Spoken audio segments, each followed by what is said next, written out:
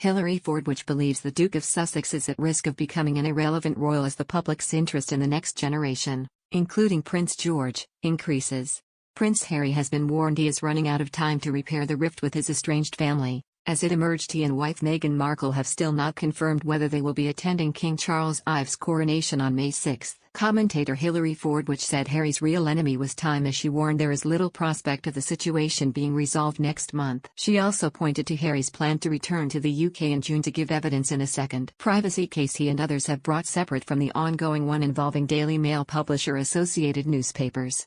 The lavish occasion, to be held at Westminster Abbey 8 months after the death of Queen Elizabeth II, is undoubtedly the most significant of the King's reign so far. However, Express.co.uk understands the Sussexes have yet to RSVP, despite their spokesman confirming last month an invitation had been received. Ms. Fordwich, a Washington-based British business development consultant who takes a keen interest in the royal family, suggested the couple was playing a risky game in the circumstances, adding, "Harry's biggest enemy isn't the royals, it's time. Time for him is running out. There are 2 definites which enable us to predict how Harry will behave after the coronation, and neither leads us to believe things will calm down."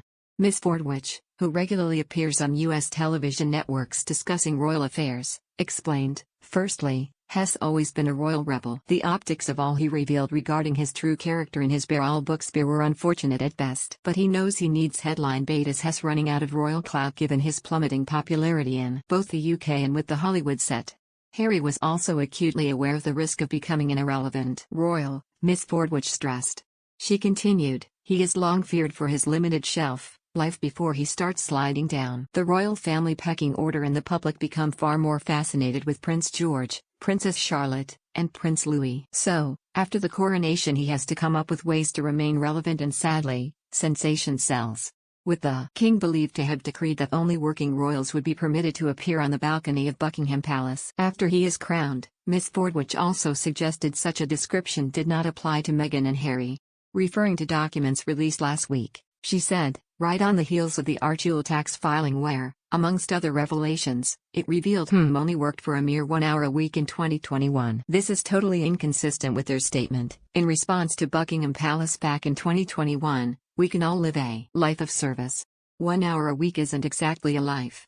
There is a vast distinction between a life of service to others versus a self-promoting and self-serving life."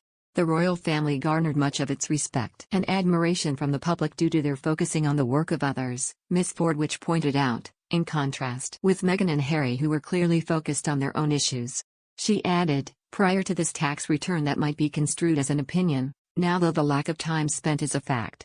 Their dedication to driving dollars has clearly taken priority over any dedication to duty." Harry is to return to the High Court in London in June to give evidence in his claim against Mirror Group newspapers, MGN, over alleged unlawful information gathering at its titles. The trial of 4 representative cases is due to begin on May 9 and to last for 6 to 7 weeks.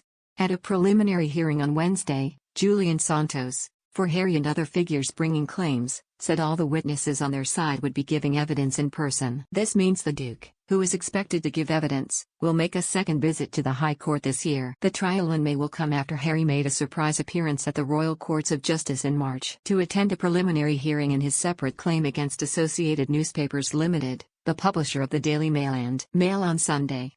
On Wednesday, the court also heard that lawyers for the 4 individuals and MGN have created draft timetables of the trial structure, which list the Duke as entering the witness box in early or mid-June. Both timetables, which may be reviewed, suggest that evidence in Harry's claim is expected to take 3 days, including opening statements, his time in the witness box and MGN's witnesses. Express.co.uk has contacted the Sussexes via Archewell for comment.